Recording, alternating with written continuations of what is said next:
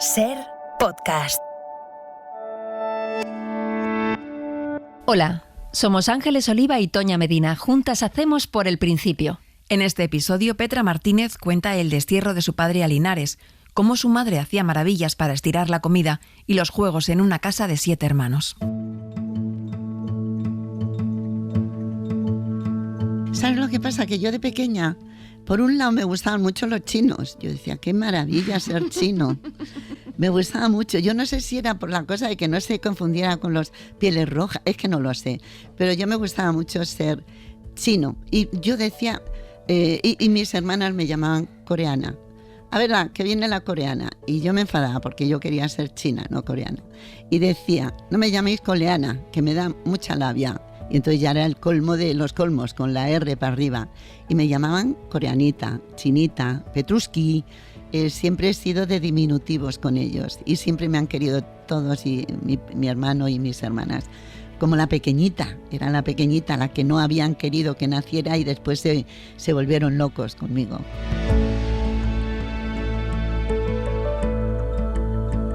Esa niña de ojos rasgados y mucha imaginación es Petra Martínez, actriz de teatro, cine y televisión.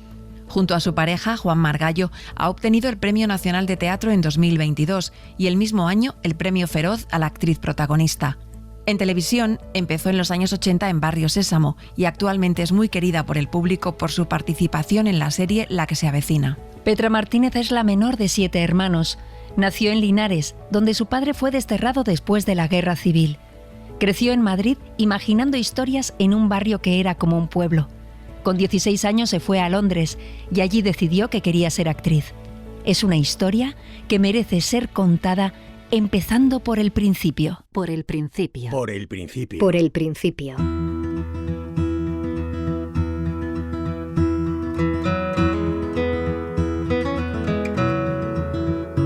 Durante la Guerra Civil Española, Francia practicó la política de no intervención y a la vez ignoró el tráfico de armas en apoyo a los republicanos.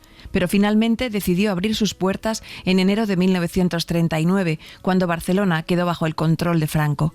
En unas pocas semanas, casi 500.000 de personas cruzaron la frontera. Desde el comienzo de la guerra, cada vez que los franquistas tomaron un territorio, hubo una terrible represión contra todos aquellos que habían apoyado a la República. Ejecuciones de sindicalistas, maestros, intelectuales, artistas o trabajadores. Cuando se tomó Cataluña, ya había muchas personas que habían huido de otras regiones y temían que la represión volviera a ser terrible. La única escapatoria era irse a Francia. Entre aquellos cientos de miles de refugiados estaba la familia de Petra Martínez, que cruzó los Pirineos con 5 hijos, la abuela y la criada de toda la vida, Agustina. Pues mira, cuando terminó la guerra, como mucha gente que a lo mejor no había cometido ninguna atrocidad, pues siempre sabía que podía estar perseguido y encarcelado y tratado fatalmente. Entonces mi padre y mi madre decidieron irse a Francia. Entonces se hicieron esa ruta, como dices tú muy bien, con mi querida Agustina, que era una señora que llevaba toda la vida trabajando con nosotros, y mi madre le dijo, Agustina, nosotros nos vamos a Francia, no sabemos cuándo vamos a venir. Y Agustina dijo, pues para pasar hambre, prefiero pasar con ustedes con mi familia, que es seguro que la voy a pasar. Entonces pues fueron allí, estuvieron en Francia, pasaron todo eso, yo me enteré ya de mayor, todas esas personas que veíamos en algunos documentales con sus maletas, con sus máquinas de coser y que cruzaban la frontera, esos iban con miedo de que los pillaran y que los metieran en la cárcel, o sea que era gente que de alguna forma estaban exilándose, como tú bien has dicho, propiamente ellos. Entonces mi madre siempre me contaba así por encima, dice, ay, qué pena, porque yo tiré una mantelería preciosa y siempre me ha quedado una ternura de decir, pobrecita mía, ¿cómo harían la maleta vamos a llevar lo mínimo, ¿no? Porque vamos a tener que andar y con 5 hijos, la Agustina, mi abuela.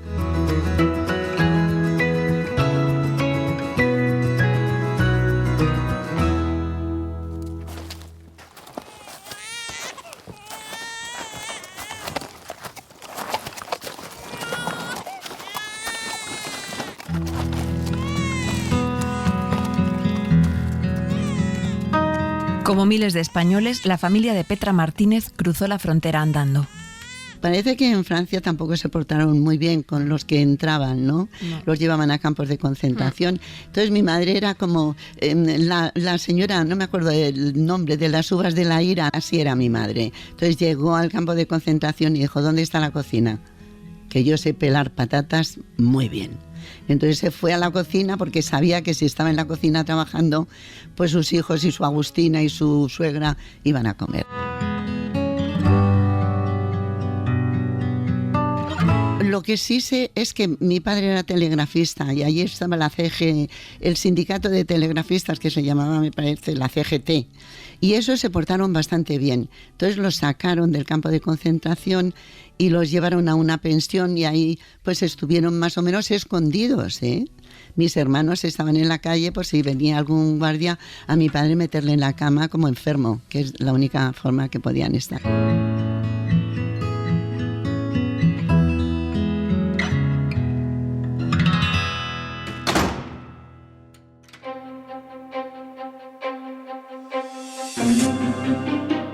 Después de la guerra, Franco aseguró que podía volver a España todo el mundo que no tuviera las manos manchadas de sangre, y no habría represalias. La familia de Petra Martínez decidió volver, pero aquella promesa no se cumplió, y su padre acabó en la cárcel en Bilbao. Cuando cruzaron la frontera, enseguida pues a mi padre le detuvieron, y mi madre, pues como buena señora maravillosa que era, llevó a los hijos y a su suegra y a Agustina, los trajo a Madrid con una tía mía y unos abuelos. Y ella se volvió a Bilbao, que es donde estaba mi padre, en la Tabacalera se llamaba, el campo de concentración donde le metieron, o la cárcel. Y entonces allí estuvo un tiempo y mi madre pues se enteró de que lo más difícil era que le hicieran un juicio. Entonces ella se volvió loca por conocer a alguien, tener alguna posibilidad de que alguna persona le ayudara en este trance. Y lo consiguió porque mi madre era una tía muy echada para adelante. Se enteró que la mujer de un militar que tenía mucho peso llevaba a los hijos a unos parques de jugar y tal, y mi madre fue allí, se enrolló y resulta que esta señora, pues gracias a lo que sea, pues se portó muy bien y le dijo, vamos a ver si conseguimos juicio. Y le hicieron un juicio, él era telegrafista.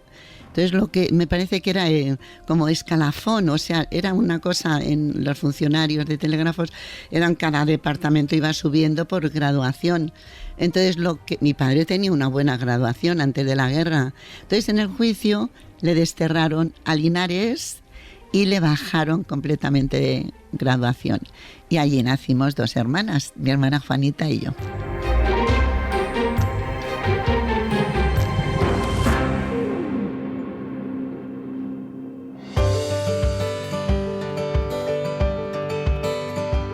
Al llegar a Linares hubo mucha gente que les ayudó, sobre todo un matrimonio, Paco y Mercedes, que se convirtieron en los padrinos de Petra. Pues tuvieron mucha suerte entre estas conocer a este matrimonio y además gente con ideologías completamente distintas a la de mis padres, sabiendo que mis padres eran rojos. Pero sin embargo, yo siempre que voy a Linares digo, yo os tengo que agradecer mucho porque os portasteis con mi familia tan bien que solo tengo amor para Linares. Y realmente lo que yo sí tengo que decir es que mi familia ha sido una familia alegre y que todas las cosas que han podido ser duras y fuertes pues han sido llevadas con mucha alegría. Ha sido una familia que ha pasado penurias con alegría. Y nací yo. Y mis hermanas siempre me dicen, tú naciste riéndote. Y nosotros pensamos, mira, esta sabe que es muy duro y que como no se ría no la vamos a tener ningún caso. Así que siempre han dicho, has sido buenísima de pequeña, te has reído mucho y no has puesto ninguna pega en nada. Y yo creo que indirectamente era muy lista, parece ser. Y dije, aquí como no me porte bien, me van a tratar fatal porque soy la 7ª y... Pero era mentira, me querían mucho, mucho. Pero debió de ser muy duro tener ya 18 años sin hacer una niña pequeña y 5 entre medias. Para mi hermana Marily, decir, mamá, por Dios.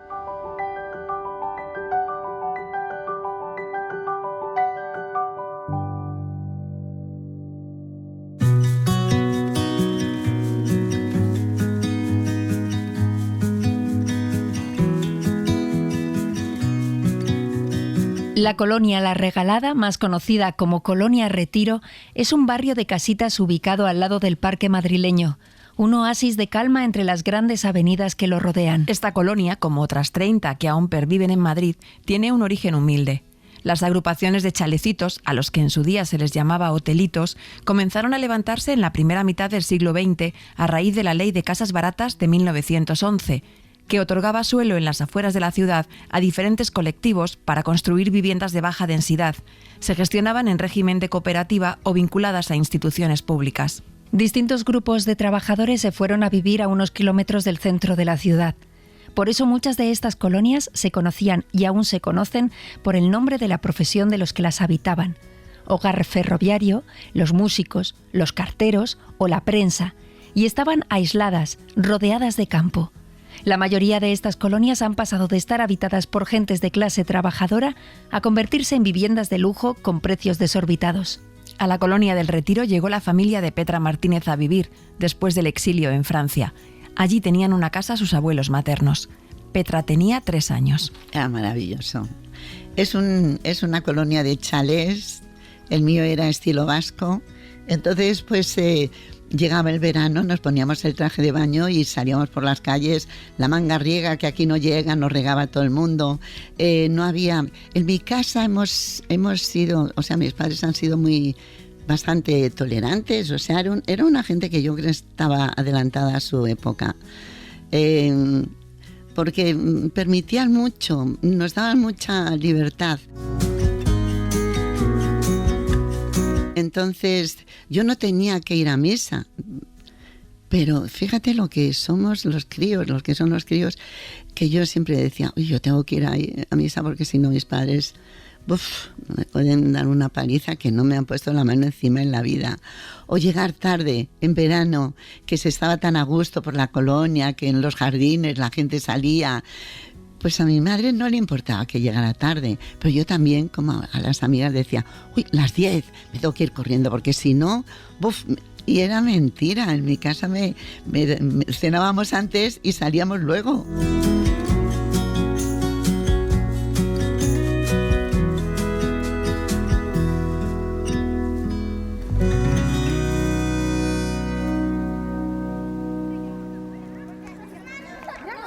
Petra, ven. ¿Para qué?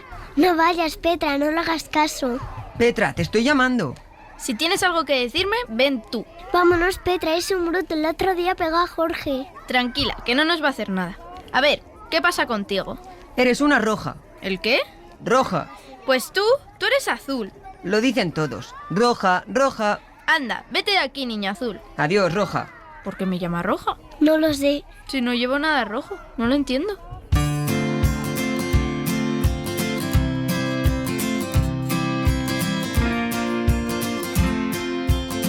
Y entonces allí yo, en la colonia del Retiro, que teníamos una casa, un chalet maravilloso, que allí vivíamos felizmente, pues yo iba al colegio. Y entonces, claro, los niños somos muy tremendos y pues ellos habrían oído algo en sus casas. Y a mí me decían, roja, roja. Y yo no sabía qué era. Le preguntaba a mi amiga Maribel, no entendíamos ninguna. Y entonces yo les decía, azul, verde. Los insultaba con colores, claro, pero no tenía sentido. Y roja, y roja, y roja, y deduciendo, hablando. Yo iba mucho al cine, mucho, los sábados, ya un poquito más mayor, que es cuando me pasó esto, y los Pieles Rojas, me identifiqué con ellos. Y entonces dije, roja. Yo llevaba coletas, toda mi familia es morena, con pintas, y mi padre parecía Sitting Bull, siempre estaba sentado en el jardín, muy serio, muy pensando en sus cosas. Entonces decidí que yo era piel roja. y que no me lo querían decir en mi casa porque eran los malos, los pieles rojas. Entonces yo iba al cine todos los sábados y cuando ponían una película de indios yo lo pasaba fatal porque claro, a mi raza la masacraban siempre y decía, pero ¿por qué no ponen a uno bueno o algo? No. Y ya no pude más porque lo pasé fatal. Hubo un momento que y le pregunté a mi madre, mamá, ¿nosotros somos pieles rojas? Entonces mi madre, pues con mucha elegancia, me dijo, no, pero es mejor que no hables de ese tema con nadie. Ni rojos ni amarillos. Tú de eso no hables, hija mía. Pero no somos pieles rojas. Y entonces, de todos modos, yo llevaba coletas y le dije, ¿a ti te importa que me corte el pelo cortito, con un flequillito? Y mi madre me dijo, sí, hija, córtate lo que quieras. Y ya me corté el pelito y ya estaba yo como más contenta de saber que no era piel roja.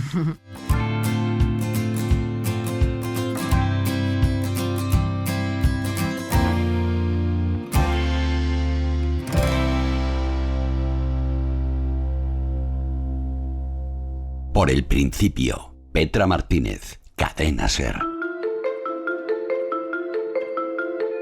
Petra era la pequeña de 7 hermanos y se llevan 3 años de diferencia entre cada uno. Había mucho jaleo en mi casa, mucho jaleo, pero era un jaleo de agitación porque mis hermanas mayores trabajaban, las otras íbamos al colegio, desayunábamos todos juntos, comíamos pan con sopas, café con sopas.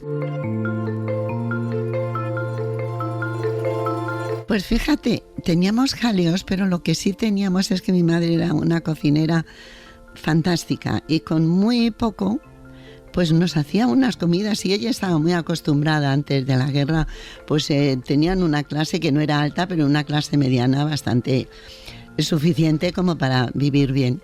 Ellos en estas épocas que había muy poco dinero, cuando volvimos a Madrid, pues yo siempre me acuerdo de mi mesa con el mantel bien planchado, con el cuchillo, con el tenedor, bien preparada.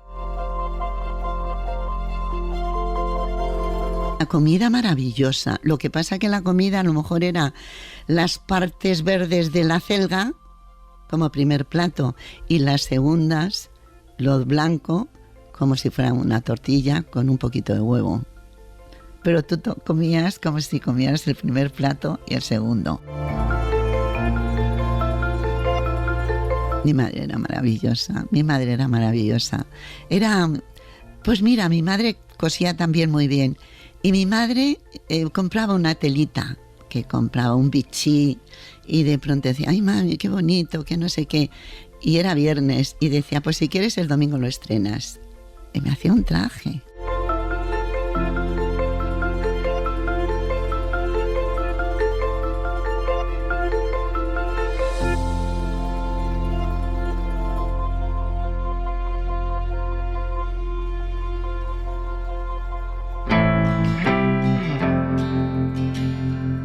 Petra Martínez no conoció a su abuelo paterno y tiene pocos recuerdos de la abuela paterna. Esta era una señora muy especial, tampoco era la madre de mi padre, el peculiar, cuando éramos pequeños, y ella también era muy peculiar, muy poco, o sea, no era la clásica abuela que te cogía en brazos y te decía cuánto te quiero y tal.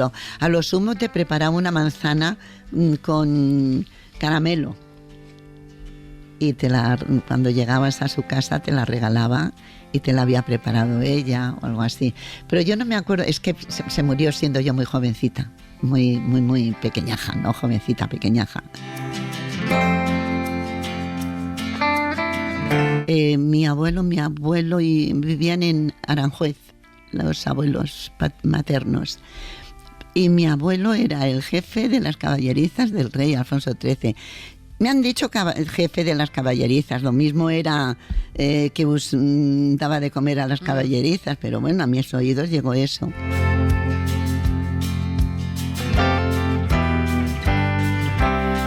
Los padres de Petra se llamaban Luisa y Manuel. Se conocieron gracias al negocio que los abuelos maternos le pusieron a Luisa y a una de sus hermanas. Que este hombre y su mujer y mi abuela decidieron ponerles un estanco a mi madre y a mi tía para que se pudieran ellas valer por sí mismas, que es impresionante. Y ahí es donde conocí a mi padre. En el estanco. En el estanco. Entró a comprar tabaco y le dijo, esto es verdad, se enamoró de ella a primera vista.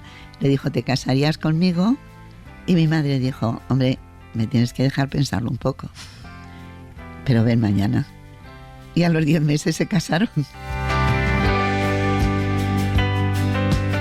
Muy rarito, no hablaba mucho con nosotros, él leía mucho, pero no era el clásico padre de hablar. Eso era mi madre, que era maternal, pero mi padre no era como te he dicho antes, Sitting Bull, era como un indio, ¿sabes? Leía, le gustaba mucho leer Krishnamurti, que no lo entendíamos nadie. Era raro, pero siempre estaba pendiente de nosotros. Pero no era el clásico padre que cuéntame cómo va tu vida.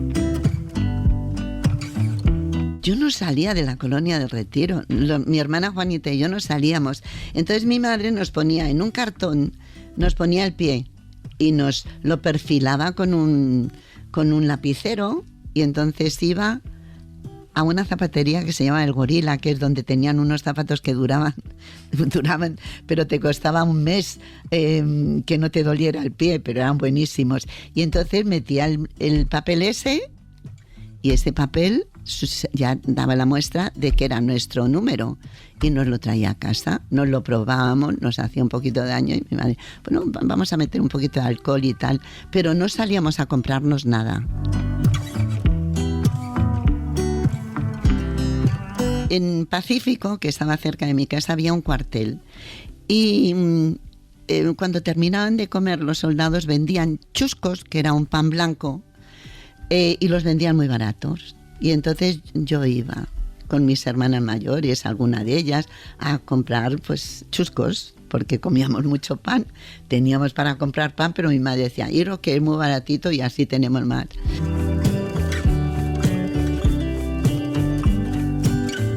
Y un día, estando en la cola, de pronto dos señoras, una le dice a la otra, ¿sabes? Que la pasionaria, dijo, ha mordido a un cura en la yugular y le ha matado. Y yo no me lo podía creer, pero ¿sabes por qué no me lo podía? Yo no había oído hablar de la pasionaria, yo no sabía si el artículo determinado o una pasionaria. Yo me creía que era la flor de la pasionaria, que había mucho en los jardines. Y yo decía, pero por Dios, ¿por qué ese cura se pone una flor carnívora para que le muerda? Cuando empezaban las noticias se tenía que apagar la radio, porque las noticias eran en todas las emisoras, que recuerde yo. Entonces no se hablaban.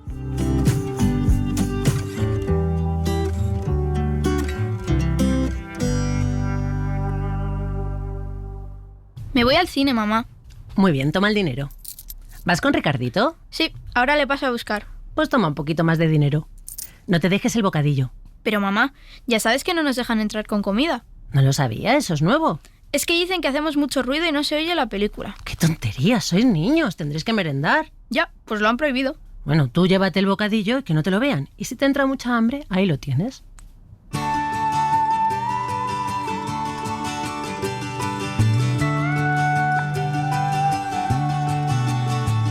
Petra, como sus hermanas, iba al cine desde muy pequeña. Los sábados después de comer se ponían en marcha y cruzaban un descampado hacia el Cine Sevilla o el Granada. Y los sábados nos daban 5 pesetas y 50 céntimos, y con eso íbamos al cine y dábamos, los 50 céntimos me los daba mi padre y mi madre para el acomodador.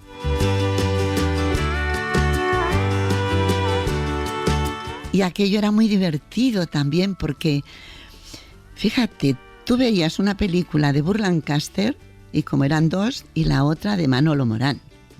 Una en colores y la otra en blanco y negro. Y el nodo. Era una mezcla que para tu cabeza era...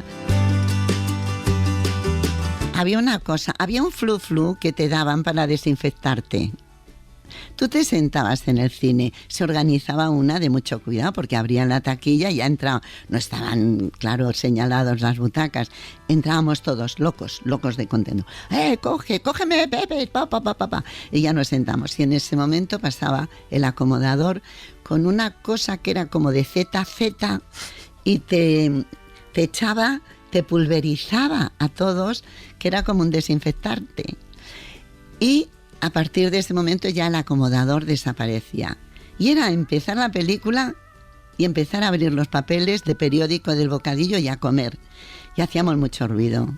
Entonces empezaron a darnos el frufru mucho antes de empezar la película, muchísimo antes, y la merienda la prohibieron por el ruido.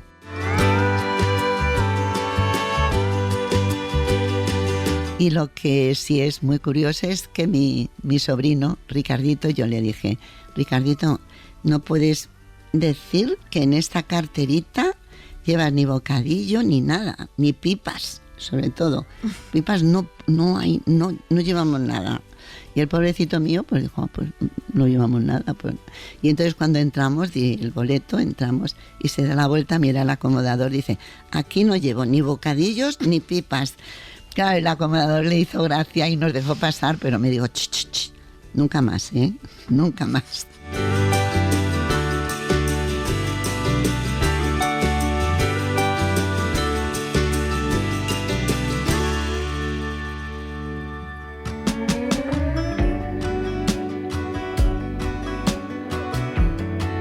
Pues lo que se podía leer en aquella época, leía Jane Eyre, o sea, me gustaba mucho Charlotte Bronte, o sea, Rebeca, me volvía loca. Luego leía también Corín Tellado, luego leía cosas de historia, porque me gustaba, había unos libritos y me gustaba mucho leer. Y tebeos también, leía Las Hadas, cuando era más pequeña, pero me gustaba mucho Cumbres Borrascosas, que no era normal que las chicas de mi edad lo leyeran porque era muy fuerte, pero a mí me encantaba. Es que yo creo que en la época esa de pronto salían cosas muy raras, porque era un colegio que estábamos las niñas y los niños juntos. En aquella época, que estaba prohibidísimo. Pero como era un colegio que no era nacional, público, no sé si por ser yo, no sé por qué, pero yo iba ahí y no teníamos dinero y debía de costar muy poco. Era un chalet y ahí estábamos las chicas y los chicos. Era religioso, pero no demasiado. Teníamos el libro que era clásico del bachillerato, que era, me parece que era verde, que era político. Y entonces allí no se hablaba nada de guerra civil ni de nada. Allí se hablaba de España una grande y es lo que te enseñaban.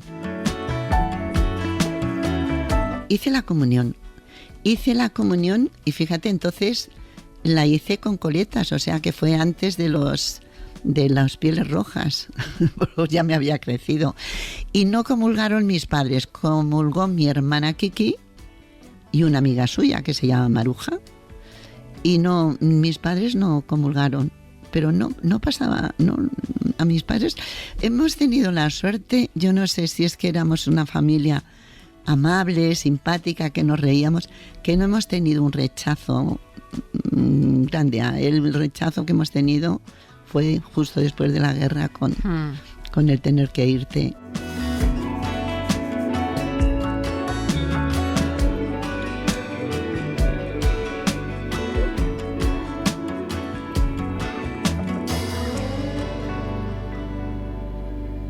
Por el principio, Petra Martínez, Cadena SER. Le daré la situación exacta. Escuche. Plano Siger, punto X48, Y24. Poco después, Beatriz, con Diego Valor, Han y Lafitte volaban en un rapidísimo bólido que les llevó a Noruega en menos de una hora. Cuidado, Han, no cojas ahora. Cuidado, Han, no vueles tan alto. Cuidado, Han, no bajes tanto.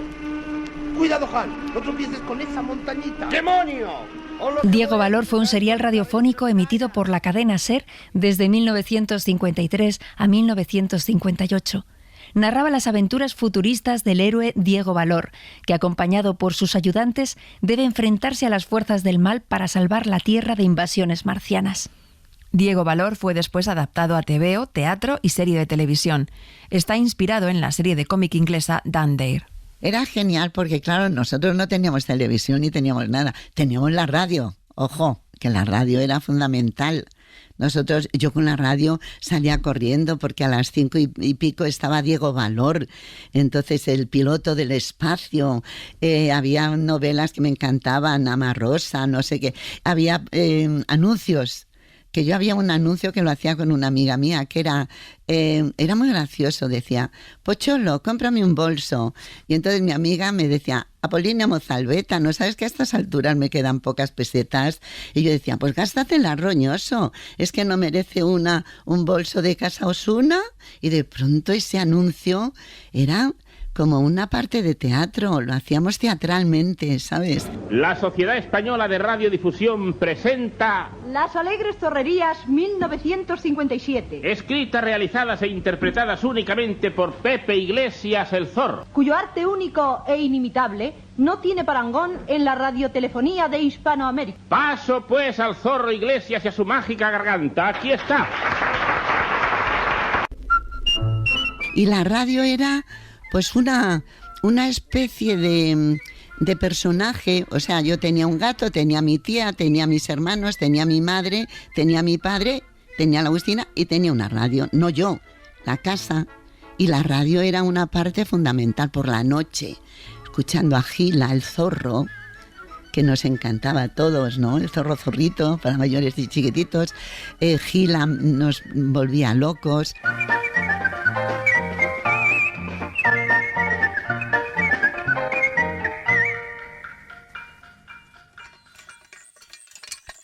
¿Pero dónde vas? Que acabamos de llegar. Al río, a ver si están María y Pablo.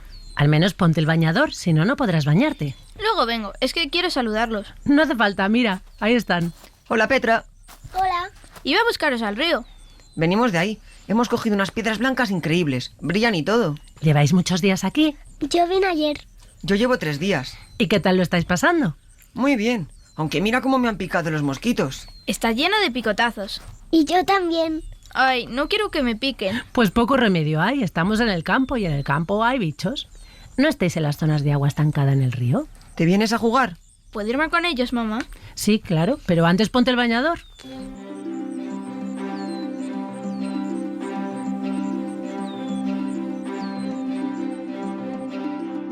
La familia al completo pasaba los veranos cerca de Pedro Bernardo, en la provincia de Ávila. En los años 50 acampaban junto al río y dejaban pasar los días. Eso en Pedro Bernardo ya era con 10, 12 años. Íbamos y estaba el pueblo, Pedro Bernardo, y luego estaba La Garganta. Y La Garganta era un sitio maravilloso donde íbamos con tiendas de campaña en aquella época. Pero ya había un grupito que mis padres conocían y pasábamos allí un mes, que mi madre cocinaba en la calle. Lo hacíamos todo en la calle y era muy divertido, claro. El camping de ahora, pero era gente que no teníamos mucho dinero, pero teníamos, me imagino, una capacidad de inventarse cosas para pasárselo bien en verano.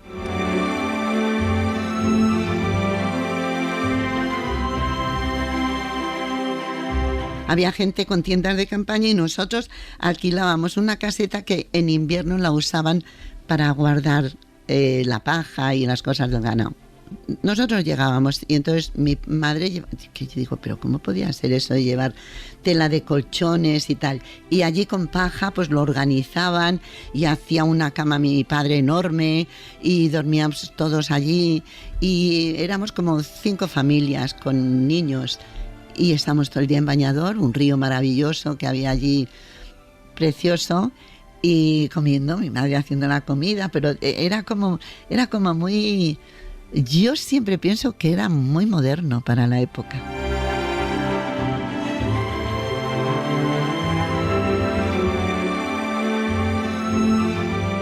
Entonces yo no sé si íbamos en metro, yo no sé cómo iban, porque es que llevábamos cacerolas, platos, tela para hacer los colchones que mi padre y mi madre hacían con la paja.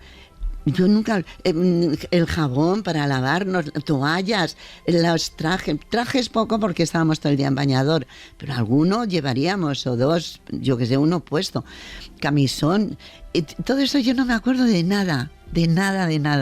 Y muchas veces lo pienso, digo, pero ¿cómo sería esta madre mía preparando ese maletón, un montón de cosas, platos, vasos, cucharas, tenedores, toallas, las sábanas, y lo llevaba ella ahí preparadito.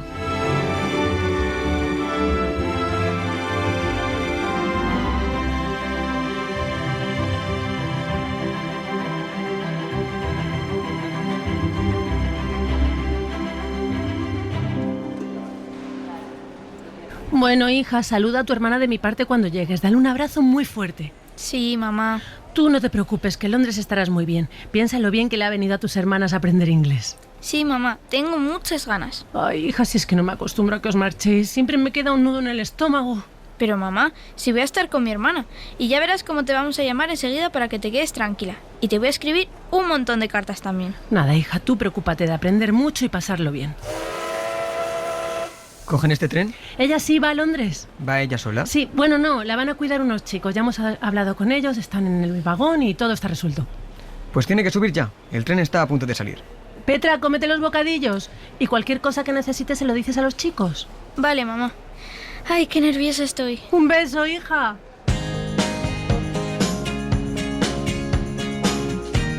Y entonces me fui, eso es otro tema también de la modernidad relativa de mis padres. Éramos las 4 pequeñas, eran 2 medianas y 2 pequeñas. Los mayores habían hecho oposiciones a telégrafos y a la telefónica y nos quedábamos los 4. Estudiar era muy difícil porque costaba dinero. Estudiar, aparte del bachillerato, por supuesto. Entonces, fíjate, yo no sé si fue mi hermana Kiki, mi madre, quien dijo: hay que aprender inglés. Te estoy hablando del 60 y tantos, ¿eh? Y entonces fue primero la mayor, que la mayor de las medianas aprendió inglés, volvió, luego fue la siguiente, aprendió inglés, volvió, luego fue mi hermana Juania, aprendió, volvió, y luego fui yo, con 16 años, a aprender inglés. No, tú date cuenta lo que es en el colegio, en todos los sitios, decir, me voy a Londres yo sola. Es que fue impresionante y me fui a Londres yo sola. Teníamos que hacer transbordo en París, pero allí teníamos un amigo que me cogió y me llevó a la otra estación. Luego llegábamos a donde era, bueno, para cruzar el canal, y allí ya me estaban esperando mi hermana y mi cuñado. La primera que se fue a Londres se casó y se fueron a vivir a Londres.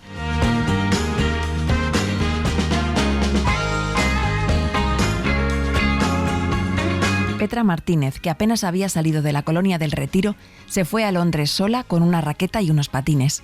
Salió de la antigua estación del Norte. En el tren, su madre hizo prometer a 2 chicos que viajaban en el mismo vagón que cuidarían de su hija. Iban 2 chicos y entonces dijeron, ¿dónde vais? Y tal. Y venían a Londres. Y entonces los chicos eran maravillosos. Era un chico y una chica, creo. Iba maravilloso. Yo llevaba bocadillos por todos los lados. Yo di bocadillos a todo el mundo. Era una sensación de libertad, una sensación de decir, pero que voy a descubrir otro. Para mí era otro continente más que otro país, irte a Londres.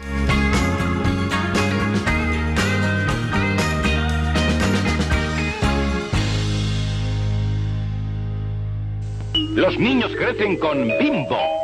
Pan Bimbo en el desayuno de cada día. Pan Bimbo en la comida del mediodía. El pan de molde fue inventado en 1928 por Otto Robeder, un joyero e inventor de Estados Unidos. Se inspiró en una máquina usada para cortar y envolver carne y pensó que algo similar podría funcionar para el pan. Vendió sus 3 joyerías y utilizó ese dinero para financiar su nueva empresa. No le fue fácil vender su invento. En esa época, buena parte del pan de Estados Unidos se hacía ya en fábricas, y como lo hacían blando, era difícil cortarlo para venderlo. Pero finalmente, un panadero de Missouri le dio la oportunidad. El pan rebanado tuvo un enorme éxito, las ventas de la panadería aumentaron en un 2000% y el fenómeno se extendió rápidamente por todo el país. El pan de molde llegó a España en 1964, cuando un empresario mexicano de origen catalán, Jaime Jorba, decidió crear en Granollers la primera empresa de pan industrial de molde, Bimbo, montada sobre las mismas bases que ya habían triunfado en México. A principios de 1965 salió al mercado el primer pan de molde de la marca, un producto que entonces era desconocido en nuestro país. ¿Sabes lo que más me impresionó en Londres? El pan cuadrado, el Bimbo. Yo cuando mi hermana me puso el pan Bimbo, decía, pero ¿qué pan es este? ¡Qué raro!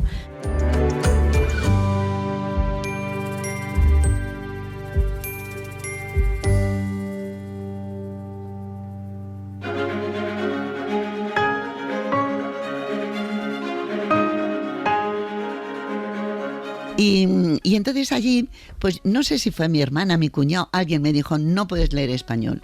Con lo poquito de inglés tienes que leer inglés. Y efectivamente me puse a leer y me dijeron, lee teatro, que pone los nombres y te resulta más fácil seguir la historia. Era dificilísimo para mí, difícil. Pero leí Chekhov y Presley. Yo nunca había pensado que el teatro lo podía hacer cualquiera. Entonces dije, decir esto, qué bonito. Entonces pregunté a alguien, digo, ¿y el teatro? Y me llevaron a ver Oliver Twist allí en Londres. Dije, yo quiero hacer eso.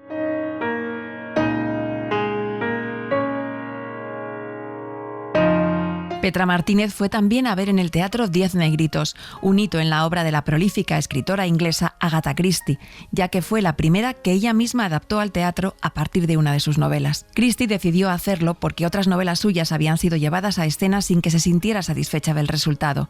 Esta vez, el reto era hacer desaparecer a 10 personajes a la vista de todo el mundo sin caer en lo ridículo y sin que se adivinara fácilmente quién era el asesino. Pese a que le decían que era imposible llevarla a escena, la autora realizó una adaptación sorprendente en la que iban creciendo la tensión y la desconfianza entre los personajes, y a lo largo de la función no hubo el menor asomo de que la trama pareciera absurda o ridícula. Los resultados fueron tan buenos que impulsaron a Agatha Christie a convertirse en adelante en autora teatral. A las 5 te daban un té en los palcos, que era rarísimo. Pero yo no había estado en el teatro, yo pensaba que era así siempre, que parabas para tomar el té en la obra de teatro, que eran yo creo que eran la clásica que estuvo mucho tiempo, los 10 negritos, creo que era esa.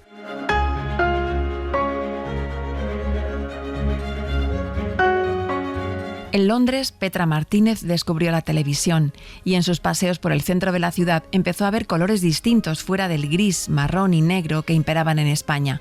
Londres le abrió la mente hasta en las cosas más sencillas, como vestirse con ropas extravagantes y no tener vergüenza. El año que pasó allí cambió el rumbo de su vida. Sí, mucho porque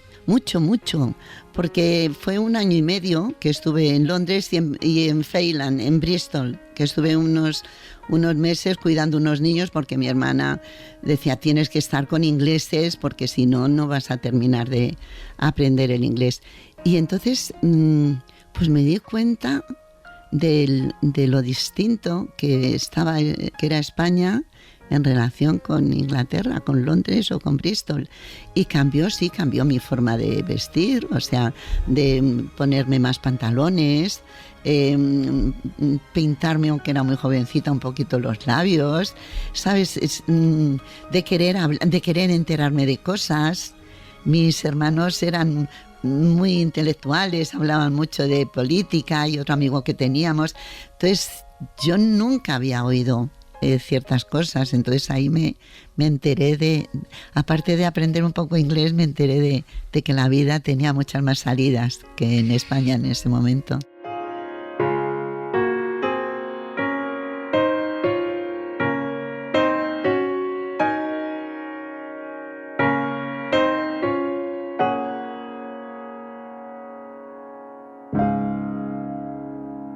Por el principio, Petra Martínez, Cadena SER.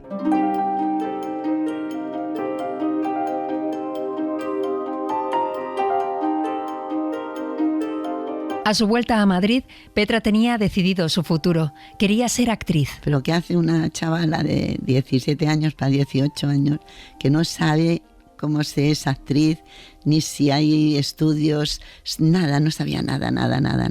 No tenía ni idea. Pues yo quería ser actriz. ¿No había nadie en tu familia? No, nadie. Y entonces una noche iba andando por la Gran Vía y estaban haciendo una película, Megatón Yeye.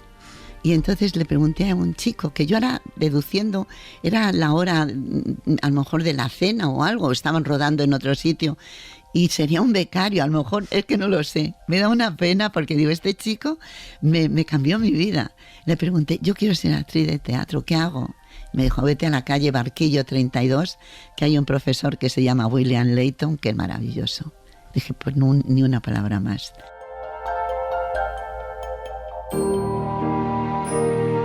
Entonces, muy curioso. Me gustaba ya tanto el teatro y todo lo que suponía y el poder conmover a alguien, porque, no sé, me gustaba mucho. Que yo iba en el autobús y me sentaba al lado de alguien y yo empezaba a hacer cosas hasta que me preguntara qué me pasaba. Era como una especie de ejercicio. Entonces me ponía así, me ponía como cara. Hasta que me decía, ¿te pasa algo, guapa? Decía, no, y ya contaba cualquier cosa.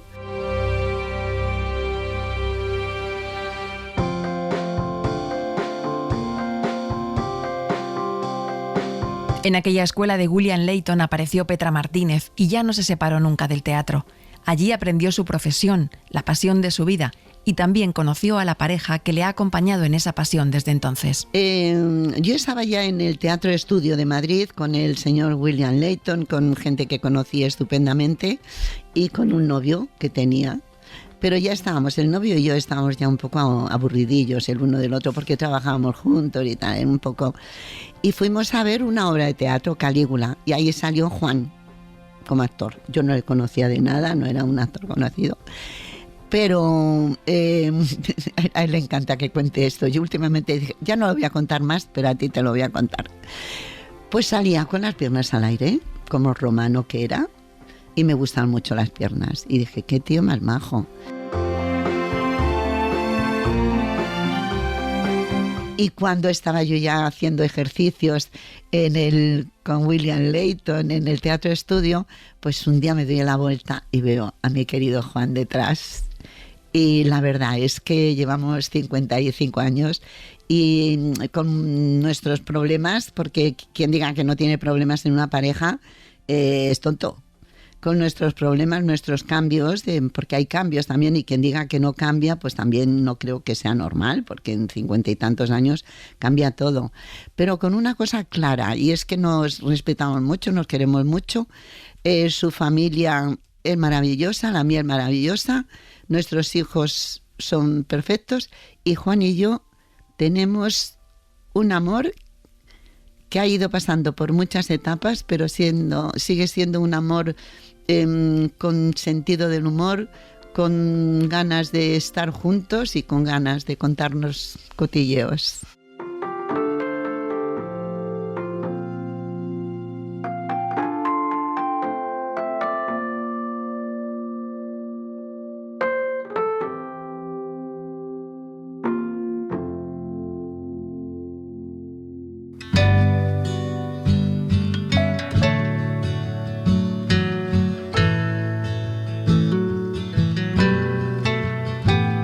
Petra Martínez tiene muy presente a la niña que fue y la deja salir a menudo en su vida.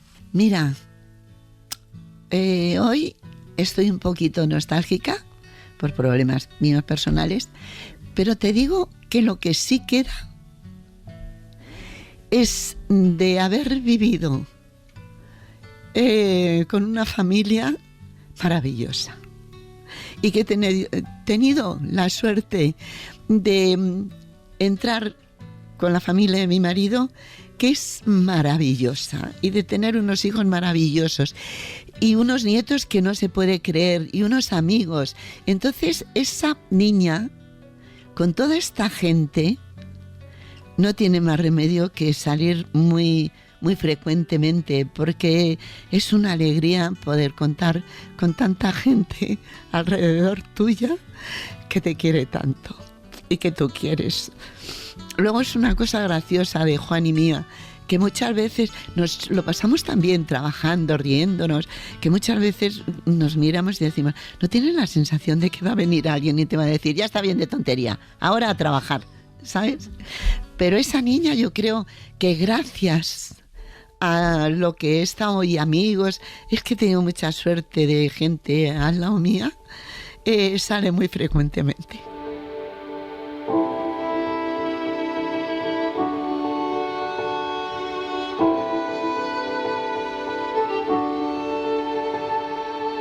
Por el principio, Petra Martínez. Dirección, realización, guión, montaje y locuciones, Ángeles Oliva y Toña Medina. Producción, Matilde Suárez. Técnico de grabación, María Jesús Rodríguez y Alejandro Fernández. Interpretación, Eli Zapata. Con la colaboración especial de Vera Puentes Méndez y Valero Abanades.